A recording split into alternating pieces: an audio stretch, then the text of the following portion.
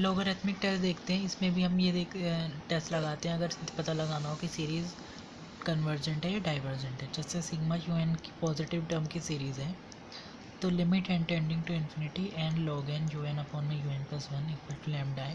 तो लैम्डा अगर greater than one आएगा तो कन्वर्जेंट हो जाएगी सीरीज़, और लैम्डा लेस देन वन होगी तो डाइवर्जेंट हो जाएगी। अब हम देखते हैं क्वेश्चन देखते हैं लोगरिथमिक टेस्ट का। जैसे कि सीरीज़ गिवन है तो इसकी यू एन एन टर्म जो होगी बनेगी एन की power N minus one X की power N minus one upon में एन फैक्टोरियल। ठीक है, तो देयरफॉर अगर यू एन प्लस में वन अपॉन में यू एन करते हैं तो एन प्लस में वन की power N X N upon में एन प्लस में वन की फैक्टोरियल इनटू में एन फैक्टोरियल अपॉन में एन एन की पावर माइनस वन। ये हो गई इसकी एन टर्म बन गई। अब ये चीज़ इक्वल टू होगी एक्स एन प्लस में वन की पावर एन अपॉन में एन प्लस में वन एन एन माइनस में one equal to n x upon में एन प्लस में वन वन प्लस में वन अपॉन में एन की पावर एन। ये हमने इसी को सॉल्व किया, एन कॉमन लिया है यहाँ से और ऊपर नीचे से कैंसिल वैंसिल करके एन एक्स ये सारी टर्म बनी है। ठीक है, तो अब limit N tending to infinity u N upon में यू एन करेंगे यू एन प्लस वन, तो x limit of n tending to infinity n upon में एन प्लस में one limit N tending to infinity one upon में हमने limit को split कर दिया इसमें। ठीक है, इक्वल टू एक्स आ जाएगा। जब इसके अंदर आप लिमिट डालेंगे तो एक्स इंटू में वन इंटू में ए, जब इसके अंदर लिमिट डालते हैं तो इसकी पता होगी आपको, इस चीज़ की लिमिट ए होती है तो इक्वल टू ए एक्स होगा। ठीक है, अब हम इसके अंदर रेशियो टेस्ट से हमने लगाया था, आपने देखा ही था। तो इसका मतलब रेशियो टेस्ट से क्या कह रहे हैं कि यू एन जो है ये कन्वर्जेंट हो गई। ये चीज़ रेशियो टेस्ट थी, कन्वर्जेंट है ये when x is less than और वन बाई ए, और डाइवर्जेंट है when x greater than one upon में ए।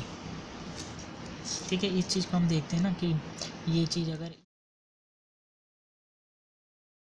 लेस देन वन हो तो फिर क्या कन्वर्जेंट हो जाएगी सीरीज़, और ये एक्स ग्रेटर देन वन हो तो सीरीज़ डाइवर्जेंट हो जाएगी। तो उससे क्रॉस मल्टीप्लाई करके आए ये चीज़ कन्वर्जेंट है डाइवर्जेंट है। पर x equal to one upon में ई में ये सी टेस्ट जो है वे फेल हो जाते हैं, तो इसलिए हम वहाँ पे लगाएंगे लॉगरिथमिक टेस्ट। यहाँ पे आप हायर ऑर्डर रेशियो टेस्ट भी लगाएंगे तो हायर ऑर्डर रेशियो टेस्ट भी फेल हो जाएगा, इसलिए उसके बाद लॉगरिथमिक टेस्ट लगाया। तो यू एन जो है वो वन एन फैक्टोरियल अपॉन में ई एन, ये है यू एन। तो अब इसके अंदर लॉग टेस्ट लगाओ, लॉग टेस्ट लगाते ही N log you N upon में यू एन प्लस में one equal to N log N minus में वन एन प्लस में वन फैक्टोरियल ई की पावर एन अपॉन में एन फैक्टोरियल ई की पावर एन माइनस में वन एन प्लस में one की पावर एन। ये चीज़ बन गई। इसे सॉल्व करने के बाद एन जहाँ से एन एन फैक्टोरियल और ये आएगा एन लॉग ई अपॉन में वन प्लस में वन अपॉन में एन की पावर एन माइनस में वन। ये चीज़ बन गई।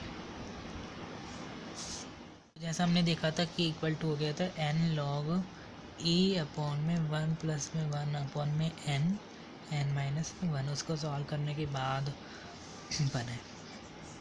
तो देयरफॉर अब इसमें देखते हैं limit N tending to infinity N log you N upon में यू एन प्लस में वन क्या बनता है, limit N tending to infinity n हमारा बाहर ही आएगा। अब इसके अंदर जब हमने पुट किया तो लॉग ए जो है हमारा लॉग ई, इसके अंदर लॉग की वो लगाएंगे प्रॉपर्टी, लॉग ए अपॉन में भी होता है लॉग ए माइनस लॉग बी माइनस में एन माइनस में वन, क्योंकि लॉग एक्स की पावर ए जो होता है वो होता है ए लॉग ए, तो ये यहाँ पे आ जाएगा लॉग वन अपॉन में वन प्लस एन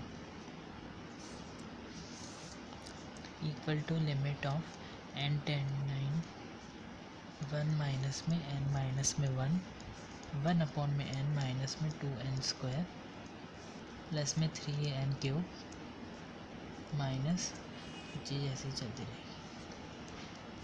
अब limit n tending to infinity हम फिर से लगाएंगे। n माइनस में n-1, 1 माइनस में 1/2n प्लस में 3n², ऐसे ही डैश डैश। तो ये बना limit n tending to infinity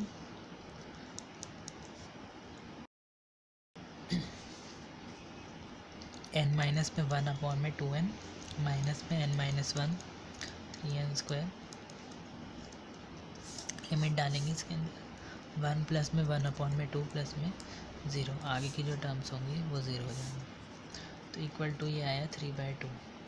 ये है ग्रेटर देन 1। इसका मतलब लॉग टेस्ट से जब x इक्वल टू 1/e था तब सिग्मा UN जो है ये कन्वर्जेंट है।